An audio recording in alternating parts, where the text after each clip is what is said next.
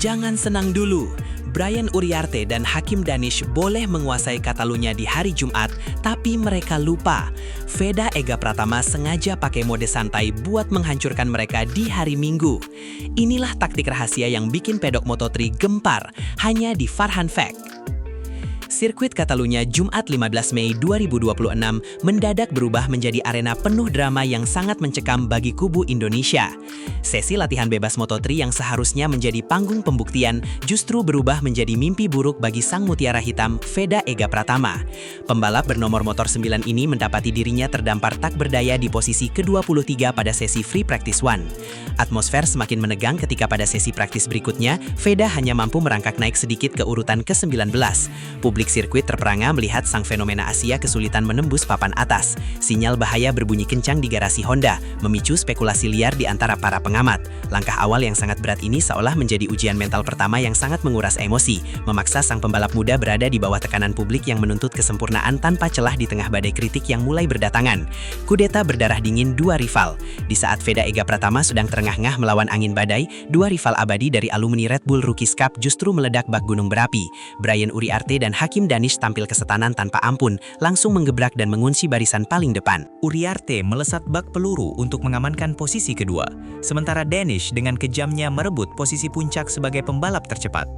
Keberhasilan duo Eropa ini seperti tamparan keras yang memanaskan tensi persaingan di grid Moto3. Mereka seolah ingin meneriakkan pesan bahwa tahta Veda siap digulingkan kapan saja. Dominasi mutlak Danish dan Uriarte di hari pertama ini menciptakan kecemasan luar biasa di kalangan pendukung Veda, sekaligus membakar gairah persaingan yang kini berada di titik didih tertinggi menjelang sesi krusial berikutnya. Mereka merasa di atas angin tanpa sadar bahwa ini baru awal dari peperangan panjang yang sesungguhnya. Sabotase taktis di tikungan maut. Kegagalan tragis Veda menembus barisan depan bukanlah tanpa alasan, melainkan akibat dari konspirasi teknis dan drama lintasan yang sangat merugikan. Mekanik Honda tampak frustasi karena racikan setelan motor sama sekali belum menemukan titik temu sejak roda berputar. Masalah internal ini diperparah oleh situasi eksternal yang sangat mencurigakan di atas aspal Catalunya. Saat Veda sedang melakukan hot lap demi mencetak waktu terbaik, laju motornya mendadak diadang oleh rombongan pembalap lain yang sengaja melambat secara masif di tikungan. Hambatan beruntun ini menghancurkan momentum emas Veda, memaksanya gigit jari di posisi ke-19. Kejadian ini memicu kecurigaan adanya taktik kotor dari tim rival yang mulai panik dan sengaja ingin merusak ritme balap sang pembalap Indonesia agar mentalnya runtuh sebelum balapan. Sebuah sabotase mental yang dilancarkan secara rapi di depan mata publik. Karakteristik trek yang mengkhianati. Padahal di atas kertas, sirkuit Catalunya yang memiliki panjang 4,66 km dengan lebar 12 meter ini adalah wilayah kekuasaan Honda. Lintasan lurusnya yang sangat ikonik sepanjang lebih dari 1 km seharusnya menjadi makanan empuk bagi Veda untuk mencatatkan top speed tertinggi seperti seri sebelumnya. Namun, kenyataan di hari Jumat kemarin sungguh berbalik 180 derajat mengkhianati ekspektasi. Catatan waktu Veda per sektor, mulai dari T1 hingga T4, secara konsisten tertahan di urutan belasan akibat kegagalan adaptasi mesin. Trek lurus yang seharusnya menjadi sekutu utama, justru menjadi saksi buas bagaimana Veda berjuang keras menjinakkan motornya yang kurang bertenaga. Ketidaksesuaian antara teori dan realitas lintasan ini membuat para mekanik harus bekerja ekstra keras sepanjang malam, memutar otak demi mencari celah sekecil apapun agar motor nomor 9 bisa kembali mengaum di lintasan balap.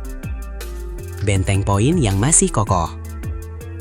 Meskipun Hakim Danish dan Brian Uriarte berpesta pora merayakan hasil gemilang di sesi latihan, kenyataan pahit di papan klasemen belum bisa mereka ubah secepat itu. Hasil hari Jumat memang modal awal yang manis, tetapi itu belum cukup untuk mengguncang singgasana Veda secara instan. Berkaca pada hasil dramatis di Le Mans, Brian Uriarte sebenarnya masih tertinggal sangat jauh dengan selisih 21 poin di belakang Veda. Sementara itu, Hakim Danish yang tampil superior di sesi latihan bebas memiliki jarak yang lebih menganga lagi, yakni defisit 32 poin dari sang pembalap Indonesia.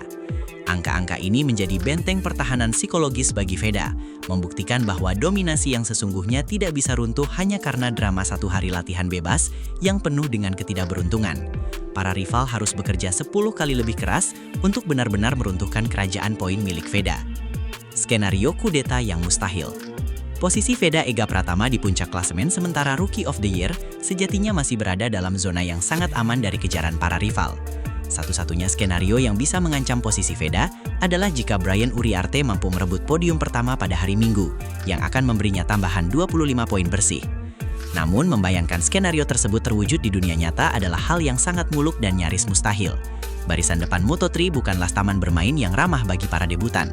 Para pembalap senior yang penuh dengan kelicikan dan pengalaman, seperti David Alonso dan Adrian Fernandez, dipastikan akan memasang badan dan memberikan perlawanan yang sangat kejam. Mereka tidak akan membiarkan anak-anak baru ini merebut panggung utama dengan mudah begitu saja, menciptakan barikade kokoh yang akan menyulitkan ambisi Uriarte.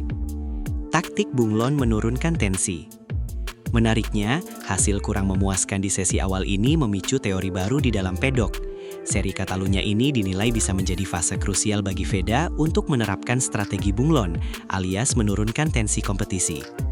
Selama beberapa seri terakhir, Veda selalu menjadi target utama sabotase taktik dari tim-tim lawan yang merasa terancam oleh kecepatan konstan sang pembalap Asia. Dengan sengaja memakai mode santai atau tidak memaksakan ego di sesi latihan, Veda sebenarnya sedang mengelabui pandangan musuh dan melepaskan diri dari tekanan publik yang mencekik. Melewati akhir pekan dengan kepala dingin tanpa harus meledak di awal adalah sebuah ujian kedewasaan tertinggi bagi seorang pembalap muda dalam mengelola stres kejuaraan dunia yang sangat kejam, membiarkan para rivalnya menari di atas kemenangan semu sebelum dihancurkan. Memori epik kebangkitan Jerez. Peluang Veda untuk mengobrak-abrik barisan depan pada balapan utama hari Minggu nanti masih terbuka sangat lebar, didorong oleh rekam jejaknya yang legendaris sebagai petarung hari balapan. Publik tentu belum lupa aksi heroik Veda di sirkuit Jerez, di mana ia harus memulai balapan dari posisi start ke-17 yang sangat tidak menguntungkan. Namun dengan mental baja, Veda merayap naik bak hantu, melewati duel-duel mengerikan di setiap tikungan, hingga akhirnya berhasil finish di posisi ke-6. Karakter petarung sejati inilah yang membuat hasil buruk di sesi latihan bebas tidak pernah bisa dijadikan acuan mutlak. Veda memiliki kemampuan langka untuk melupakan kegagalan hari Jumat hemat energi dan mengubahnya menjadi bahan bakar kemarahan yang positif saat lampu start balapan padam, sebuah transformasi magis yang selalu sukses membuat para lawannya gemetar ketakutan di grid. Keajaiban hujan di Le Mans. Ketangguhan mental Veda yang luar biasa kembali teruji secara ekstrem pada seri Le Mans di Prancis beberapa waktu yang lalu. Saat sirkuit diguyur hujan deras dan kondisi lintasan menjadi sangat licin, hingga membuat banyak pembalap senior bertumbangan kehilangan kendali, Veda justru tampil sangat dingin. Pembalap bernomor 9 ini membalap dengan kalkulasi matematis yang sangat presisi di atas aspal yang basah, hingga sukses mengamankan posisi finish keempat.